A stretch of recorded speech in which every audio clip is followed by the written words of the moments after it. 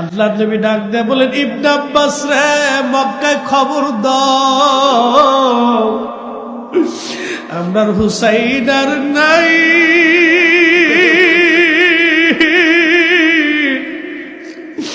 আমার হুসাইন কারবালার শহীদ। আমি আমার হুসাইনের শাহাদাতের সময় আমি নবী তার পাশেই ছিলাম। আমার হুসাইনের রক্ত খুলে নিয়ে আমি আল্লাহর আদালতে যাইতেছি। আমার হুসাইনের রক্ত খুলে নিয়ে আমি আল্লাহর আদালতে যাইতেছি। আমার হুসাইন শহীদ, আমার হুসাইন আর নাই। ইবনে আব্বাস রে, মক্কায় খবর দাও, আপনার হুসাইন আর নাই, হুসাইন শহীদ হয়ে গেছে। মুহররমের 10 তারিখে কি ঘটিল রব্বানা,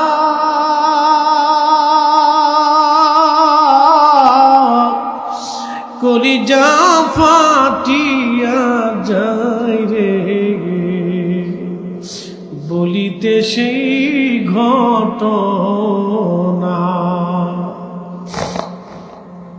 হাসান শহীদ জহরেতে, হুসাইন শহীদ কারবালা।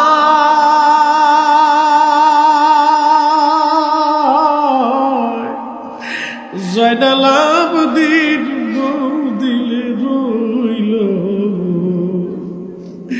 এজিদের ওই জেলখানা।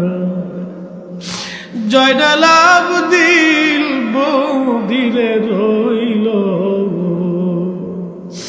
এজিদের ওই জেলখানা। আল্লাহর কসম করে বলি, নবীর আহলে বাইতের মুহাব্বতের চোখের পানি বৃথা যাবে না রে মুসলমান। এই পানি কঠিন হাসরের মাঠে নবীর কদম মুবারক পর্যন্ত আমাদেরকে পৌঁছাবে। হাসরের মাঠে আল্লাহর নবী ডাক দিবে, উম্মত কি নিয়ে আসছো?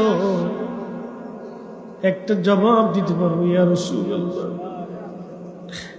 জীবনের কোন নামাজ আমাদের নাই, জীবনের কোন রোজা আমাদের নাই। আপনি নবীর সঙ্গে সাহাবীরা যেভাবে ভালোবাসা করেছে ওইভাবে বাসতে পারি নাই।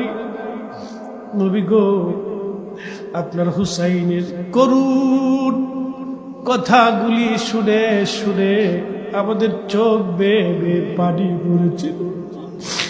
নবী গো, কঠিনে হাসবে পানির উসিলায় আপনি আমরার মাফ করে দেন। ইয়া রাসূলুল্লাহ,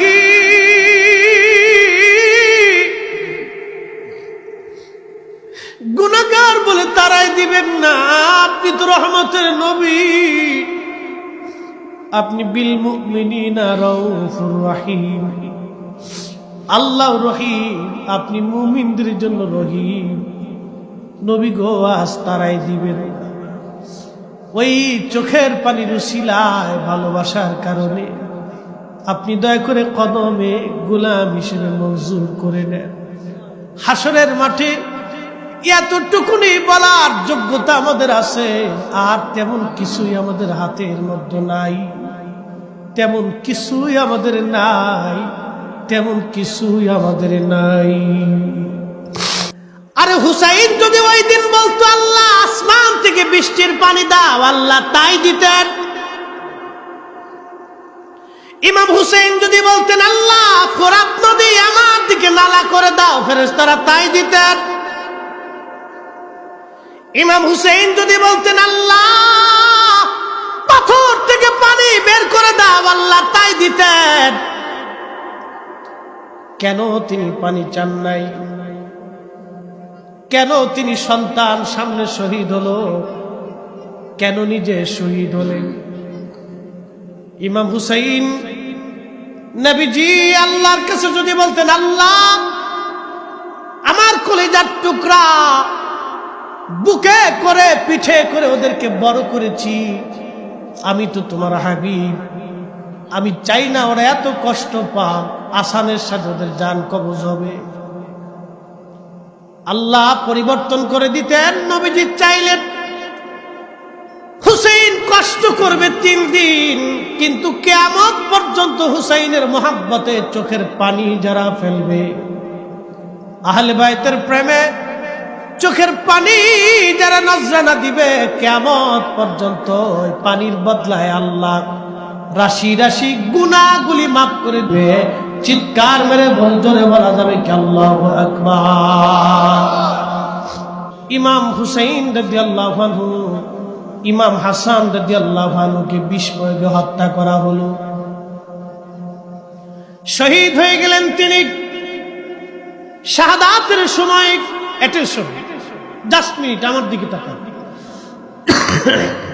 ইমাম হাসান যখন বিষের প্রয়োগে একবারে সবুজ বর্ণ ধারণ করলেন, সারা শরীর সবুজ সবুজ হয়ে গেল। বিষের ক্রিয়া এতই কঠিন ছিল। হযরত ইমাম হাসান বললেন, তাড়াতাড়ি আমার ভাই হুসাইনকে ডেকে নিয়ে আসো। ইমাম হুসাইন রাদিয়াল্লাহু আনহু দৌড়াই গেলেন। ভাইয়ের পাশে বসে বসে কাঁদতেছিলেন আর বলতেছিলেন, ভাইজান একটা বার বলে যান আপনাকে কে বিষ প্রয়োগ করেছে, একটু বলে দিয়ে যান। ইমাম হাসান একটা কথা বলেন, হুসাইন আমার আব্বাজানকে তারা শহীদ করেছে, আমাকেও তারা বিষ প্রয়োগ করেছে রে হুসাইন, এরপরে তোমার পালা আসবে। হুসাইন আমি চলে যাচ্ছি, দুনিয়া থেকে ধৈর্য ধারণ করবে। শুনে রাখো, আমার এই বিষ প্রয়োগের মামলাটা দুনিয়ার কোন রাজা বাদশার কাছে দিলাম না, এই মামলাটা আমি আল্লাহর আদালতে সমর্পণ করে গেলাম। আমি এই মামলাটা আল্লাহর আদালতে সমর্পণ করে গেলাম হুসাইন। ইমাম হুসাইন বলেন, ভাইজান একটা বার বলে যান কে বিষ প্রয়োগ করেছে, কে আপনাকে এই পানি পান করিয়েছে। ইমাম হুসাইন বলেন, না, কে পানি দিয়েছে বলতে পারবো না হুসাইন, তবে আল্লাহর আদালতের মামলাটা দিয়ে গেলাম আমি। হুসাইন আমার শাহাদাতের পরে তুমি সম্ভব হলে আমার নানা রওজা শরীফের পাশে আমাকে দাফন করিও। আমি জানি ওইখানে দাফন করতে গেলে কিছু মানুষ বাধা প্রয়োগ করবে, যদি তুমি বাধা প্রয়োগ করতে দেখো তাহলে নানা রওজার পাশে দাফন না করে আমাকে আমার আম্মা জান সাইয়্যিদাতুন নিসা আহলিল জান্নাহ ফাতিমা রাদিয়াল্লাহু আনহা, আবার মা জননী রওজার পাশে জান্নাতুল বাকিতে আমাকে দাফন করে দিও। কিন্তু মদিনায় রক্তপাত করিও না হুসাইন। ইমাম হাসান শহীদ হয়ে যাওয়ার পরে যখন লাশ নিয়ে রওজা শরীফের পাশে দাফন করতে নিয়ে যাওয়া হলো, উমাইয়ারা বাধা দিয়ে বলল না, মারওয়ান ইবনে হাকাম বাধা দিয়ে বলল না, এখানে আমরা দাফন করতে দেব না, অন্য কোথাও নিয়ে যাও। মারওয়ান ইবনে হাকাম এবং তার দলবল ওইখানে দাফন করতে দিবে না। ঠিক এমন সময় হযরত হুসাইন রাদিয়াল্লাহু আনহু তলোয়ার বের করলেন, যুদ্ধ শুরু হবে। হযরত আবু হুরায়রা রাদিয়াল্লাহু আনহু বলেন, হুজুর আপনি হাত নামান, তলোয়ার বের করবেন না। ইমাম হাসান ইন্তেকালের আগে আপনাকে ওসিয়ত করেছিলেন যেন রক্তপাত না হয়, নানা রওজার পাশে যদি দাফন করতে দেওয়া না হয় তাহলে তাকে যেন তার আম্মাজানের রওজার পাশে যেন তাকে দাফন করতে দেওয়া হয়। ইমাম হুসাইন তলোয়ার কোষবদ্ধ করে ফাতেমা রাদিয়াল্লাহু আনহার রওজা শরীফের পাশে কবর খনন করে ইমাম হাসানকে দাফন করা হলো। অনেক লম্বা ইতিহাস।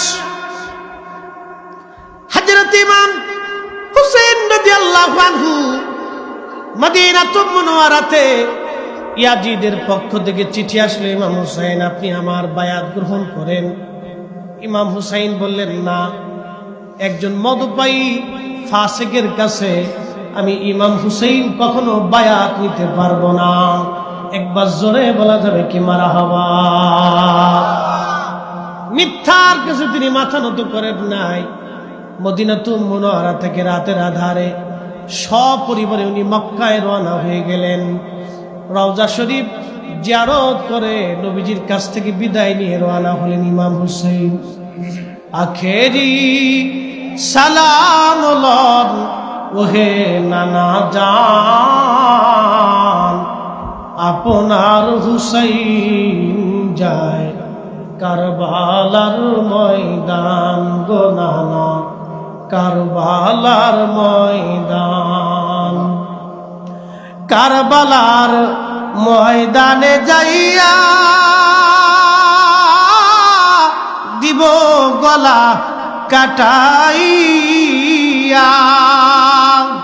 আর নায়া শিব ফিরে নানা, আর নায়া শিব ফিরে মদিনা মুকাম, আপনার হুসাইন যায় কারবালার ময়দান। আখেরি সালাম লন, আখেরি সালাম লন ওহে নানা জান, আপনার হুসাইন যায় কারবালার ময়দান গো নানা, কারবালার ময়দান।